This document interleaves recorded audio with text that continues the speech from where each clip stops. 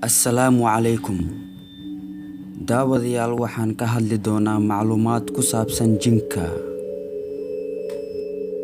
Jinka waxa uu u dhaqmaa sida aadamaha oo kale, waxayna u kala baxaan Muslim iyo gaalo, waxayna leeyihiin qabaa'ilo iyo boqortooyo. Sidoo kale waxay leeyihiin u kala baxaan faqiir iyo taajir. Haddaba daawada, inta aan barnaamijkan gudagelin, waxaad akhristaa ducadani oo waxaad dhahdaa bismillaah acuudu bikalimaatillaahi taama min sharri maa khalaq. Barnaamijkani waxaa nila socodsiinaya anigoo Omar Oscar. Fadlan haddaad ku cusub tahay channelka Omar Oscar Official, subscribe, like, share, comment si aad ula socotid qaybta kale ee muuqaalkani. Lambar 1. Jinku sida bini'aadamka ayuu leeyahay shucuub iyo qolooyin. Caalamkiisuna sida keena ayuu ku kooban yahay dowlad, boqortooyo iyo diimo kala duwan. Lambar 2. Jinka waxaa ka mid ah midka dadka iska jeclaada oo loo yaqaan al-jinnul caashiq. Markaad dharka iska bixinaysid, bisinka qabso, waayo eegmadiisu waxay leedahay saameyn xun. Lambar 3. Jinka nuuciisa kugu laman ee loo yaqaan al-khariin. Markaad seexato habeenkii ma seexdo, qolkaaga ama meeshaad hurdo ayuu dhex wareegaa. Hadduu caajis dareemana, shay buu dhulka ogaan ugu soo ridaa si aad u kacdo. Lambar 4.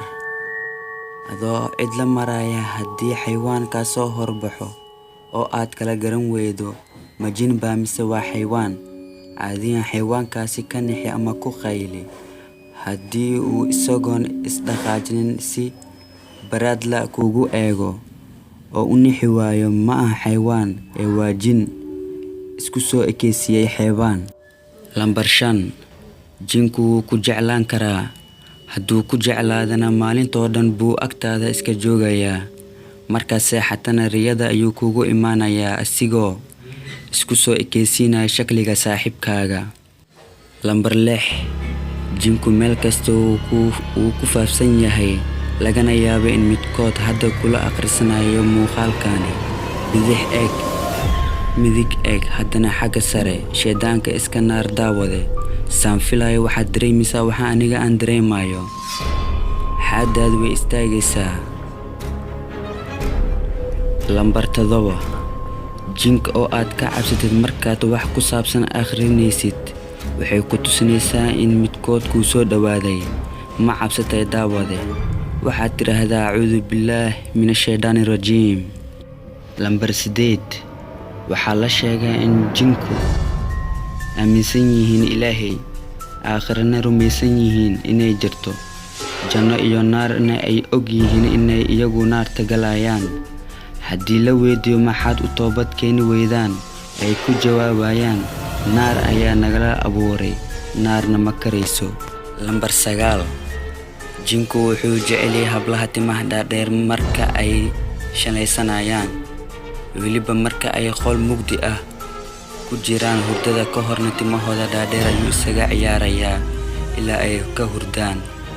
Hablooy, ducada hurdada ha ilaabina. Lambarka ugu dambeeya, lambar 10.